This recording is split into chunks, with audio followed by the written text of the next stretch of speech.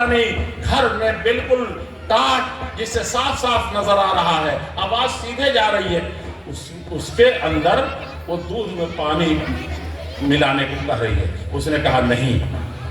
کہا کہ امیر المومنین نے، آج کہتے ہیں داروغہ صاحب بیٹھے ہوئے ہیں، امیر صاحب بیٹھے ہوئے ہیں، ناظم صاحب بیٹھے ہوئے ہیں، آئے میٹنگ کر کے پھر جیسے تھے ویسے 10 فساد پیدا کر دی۔ سیکریٹری صاحب بیٹھے، سارا الزام سیکریٹری صاحب پر لاد دیا۔ اس وقت سب لوگ اسلام صاحب کی تعریف کر رہے ہیں، تھوڑا سا فرق پڑ جائے تو سب لوگ الٹی باتیں کریں گے، یہ نہیں جانے کہ یہ میری وجہ سے ہوا، میں وہاں کھڑا ہوتا، میری بچی اگر صحیح ہوتی، میری بیٹی اگر معلمہ ہے صحیح ہوتی تو یہ چیز نہیں ہوتی، مدرسے میں یہ کمی نہیں ہوتی۔ میرے عزیزوں، اس نے کہا، بیٹی نے کہا میں دودھ میں پانی نہیں ملاؤں گا۔ امیر المومنین جو بادشاہ ہے، کہا امیر المومنین اس آدھی رات کو کہاں سے دیکھ رہے ہیں؟ کیا کہا اس نے؟ یہ تعلیم اگر ہماری بچیاں حاصل کریں گی تو سب کچھ ہے، ورنہ ساسی سے جھگڑا ختم نہیں ہوگا۔ جہاں سے گئی اس گھر کو جنت بنانے گئی، پتہ نہیں کتنی خوشیاں مناتے ہیں۔ اور خرافات میں آج کل جہنم میں جانے کے لیے کیا کرتے ہیں؟ صحرا باندھتے ہیں، برات لے جاتے ہیں، برات قبول کرتے ہیں، جہیز کرتے ہیں، زیورات بناتے ہیں، اور حرام کے جتنے کام ہیں سب کرتے ہیں۔ لڑکی کو 5 آئے ہیں، 5 دیکھیں گے، جو حرام ہے دیکھنا، چاہے اس کا باپ ہی کیوں نہ لڑکے کا جو آیا ہے، چاہے اس کا بھائی ہی کیوں نہ ہو، اس کے ماموں ہی کیوں نہ ہو، بات کر کے لے کے جاتے ہیں، حرام کے کھا کر کے لڑکے والے کیوں آتے ہیں؟ یہ کیا چیز ہے؟ یہی تعلیم ہے، یہی علم ہے۔ اور وہاں ایک لڑکی کہہ رہی ہے کہ امیر المومنین نے منع کیا دودھ میں پانی ملانے سے، ہم نہیں ملائیں۔ ماں کہتی ہے کہ آدھی رات کو امیر المومنین کون دیکھتے ہیں، ان کا چوکیدار اور پولیس کہاں ہے؟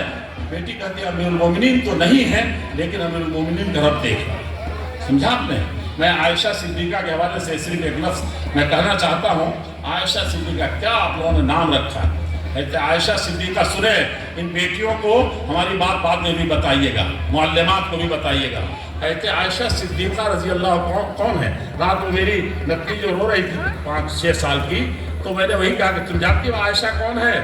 تو کہا کہ پھر میں نے فوراً کہا کہ تم جانتی ہو صفیہ کون، نبی صاحب کی پھوپھی کون تھی؟ کہا کہ ہاں جانتی ہوں۔ میں نے کہا نہیں، تم کو پتا تھا کہ پورا لشکر کو اکیلے رخ موڑ دیا تھا انہوں نے، اور تم بیٹھ کے رو رہی ہو؟ تو مسکرا۔ سمجھا کہ نہیں سمجھا؟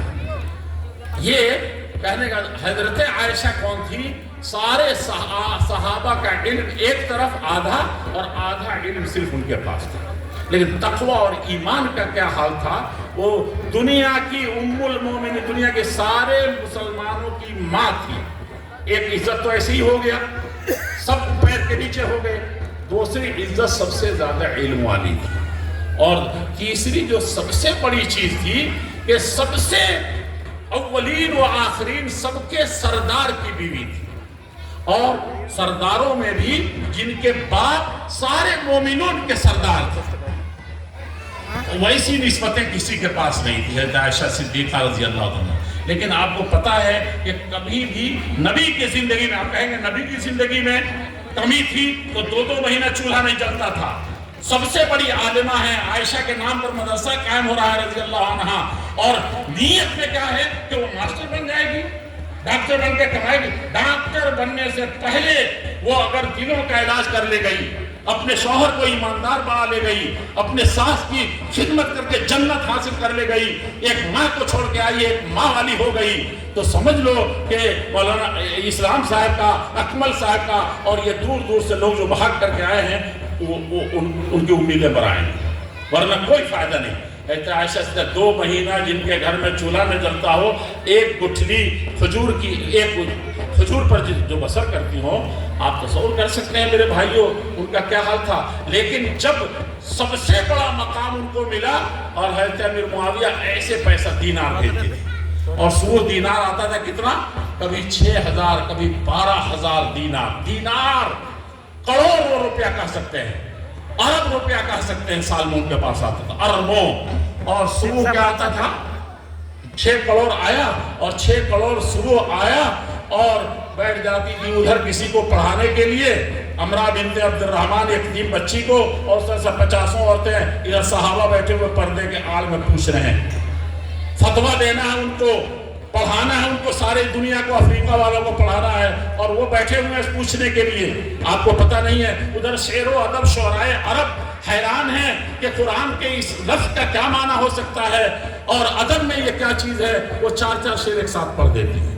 کیا علم دیا تھا اللہ نے حضرت عائشہ کو. آپ نے بہت اچھا نام رکھا, بہت برمحل رکھا ہے, لیکن اس کردار کو بھی یاد کرنا ہے. میری ماں اور بہنوں, میرے باپ جنہوں نے پتہ نہیں کیا کیا بت پال رکھے ہیں سینے میں, کہتے ہیں مدرسہ میں پڑھا رہا ہوں. یہ سب بت توڑیے اور آئیے اللہ کی طرف, رسول کی طرف. تو وہ صبح ہوتی اور روزے سے صبح کرتی تھی, صبح روزہ, اور اس کے بعد ان کی خادمہ تقسیم کر رہی ہیں مال کو. شام کو جب افطار کے لیے بیٹھ رہی ہیں تو لا کر کے اس نے پانی رکھ دیا. افطار کیجئے. افطار کر رہی ہیں تو کہہ رہی ہے کہ کاش کہ تم چند کھجوریں رکھ لی ہوتی. یہ سیرت طیبہ میں بتاتے ہیں. کہا کہ آپ نے تو بانٹ دینے کے لیے کہا تھا, ہم میں سے تو اب وہ اسی وقت سے لینی دینی شروع ہو جاتی ہے. وہ آتا ہے, سنا کہ مکھیا جی کے پاس کتنا آتا ہے, 10,000 آتا ہے. پتہ چلا کہ 10,000 پہلے ہی تھک چکا ہے. اب 10,000 مکھیا جی سے گاؤں تک پہنچتے پہنچتے مکھیا جی بے ایمان بن جاتے ہیں. بے ایمانوں کی ساری ٹولی کھا کر کے بیٹھ جاتی ہے. کیا ہوگا اس ملت کا, کیا ہوگا اس ملک کا, کیا ہوگا ایسے مسلمانوں کے رہ کر کے اس ملک میں. یہ ڈوب مرنے کی چیز ہے. ایسا ایک مسلمان ہوتا تھا, ہزاروں لوگ امن چین سے رہتے تھے. نہ مال کے بارے میں ان کو خوف تھا, نہ جان کے بارے میں خوف تھا, نہ عزت کے بارے میں. ایک ان کا آدمی پیدا ہو جاتا. تو کہتی تھی کہ پانی لا کے پانی رکھ دیا. تو کہا کہ آپ نے تو یہ نہیں کہا تھا کہ کچھ بچا لینا افطار بھر کا, جس کے بعد کروڑوں صبح سے تقسیم کر دیا. دیکھ کے تعجب ہوتا ہے. سمجھا کہ نہیں آپ نے. آج علماء کی بھی نیتیں لوگ بدل رہے ہیں, پتہ نہیں کیا کیا ہم لوگ کر رہے ہیں. ضرورت ہے اس بات کی. اور بات ختم ہو گئی, ورنہ حضرت عائشہ کا قصہ سناتا ہے کہ ان کے بھائی عبد الرحمن اللہ کے راستے میں سرحد پر مارے گئے تھے. بارڈر کی حفاظت کرتے ہوئے مارے گئے تھے. اور جب دیکھا کہ ان کے بیٹے, ان کے بچے اور بچیاں, عمرہ بنت عبد الرحمن اسی کی نشانی ہے جو صحابیات میں وہی مقام حاصل, جو تابعیات وہی مقام حاصل کی جو حضرت عائشہ کا ایک طرح سے صحابیات میں مقام تھا. اسی عائشہ نے پڑھایا تھا. سمجھا کہ نہیں سمجھا. ان بچوں کی تربیت کر دی تھی, اور تربیت کرنے کے بعد ڈرتی بھی تھی کہ ان کے بھائی عبد الرحمن اور دیگر بھائی برا سمجھ رہے کہ بہت پرورش کریے میرے بھتیجوں کی. اور جب دیکھا کہ ایسا نہ ہو کہ برا میسج چلا جائے, تو کچھ بڑے ہو گئے بچے, قدر کچھ ہو گئے. تو اس کے بعد عبد الرحمن محمد کے ہاں لے کر کے گئی اپنے بھائی. کہا بھائی مجھے معاف کرنا, میں نے دیکھا کہ یہ بچے بہت مستحق ہیں تربیت کے, میں نے پالا ہے. آج اپنے بچوں کو پالنے کے لیے آپ پتہ نہیں کیا کیا کرتی ہیں, اور بہت کچھ چیزیں اپنے بھتیجے کو سکے نہیں پال سکتی, اپنے بچے کو صحیح طریقے سے تربیت نہیں دے سکتی. نام ہو گیا دنیا میں میرے عزیزوں. جب پالنے کے بعد دیا تو کہا کہ میں تمہارے حوالے کرتی ہوں, لیکن جاہلی شاعر حجیہ بن مدرب کے شعر کو یاد رکھ, ہم اس کے کردار کو یاد کرنا. جس کے بھائی قتل ہو گیا تھا تو اپنے بھتیجوں کے لیے اس نے دیکھا کہ اس کی بیوی دیگ پکا کر کے صبح شام بھیجتی ہے, اور جب پتہ چلا کہ دیگ جاتا ہے ہمارے بھتیجوں کے ہاں, یتیم بھتیجوں کے ہاں, تو اس نے لونڈی کے ہاتھ سے دیگ ایسے پٹک دیا. اور پٹکنے کے بعد کہا کہ میرے بھتیجوں کی ایسی توہین ہو رہی ہے میرے ہی گھر سے, مجھے یہ یقین نہیں تھا.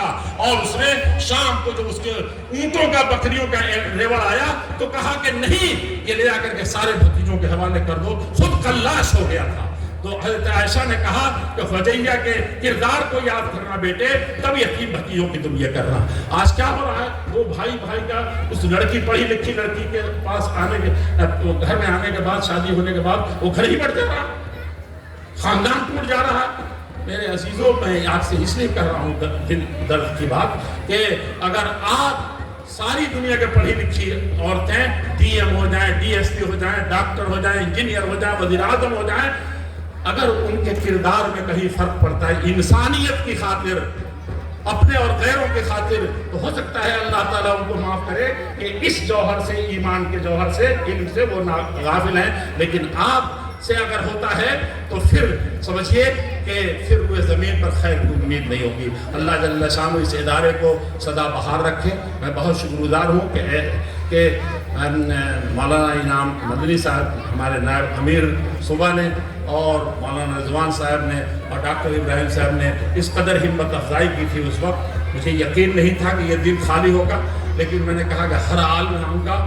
آپ تینوں کا مطالبہ ہے, اور اس رامسار کو امنگوں کو جو آپ نے ہم تک پہنچایا ہے، میں ان سب کا بہت زیادہ شکر گزار ہوں کہ اس نیک کام کے اندر مجھے بھی شریک ہونے کا موقع ملا۔ اور آخر میں کہوں گا ربنا تقبل منا انك انت السميع العليم وتب علينا انك انت التواب الرحیم۔ اور آگے کا ترجمہ کبھی یہ لوگ بتا دیں گے آپ کو، ربنا وجعلنا مسلمین لک، یہی اصل سبق ہے اور یہی درس شروع ہے آج سے، کہ ادارے کا مقصد یہی ہے کہ مسلمۃ لک، اللہ کے لیے ہم مسلمان بن کے فرما بردار بن کر کے گردن نہانت بطاعت ہر وقت چھپائے رہیں، تو ہمارا یہ مقصد پورا ہو جائے گا۔ السلام علیکم ورحمۃ اللہ وبرکاتہ۔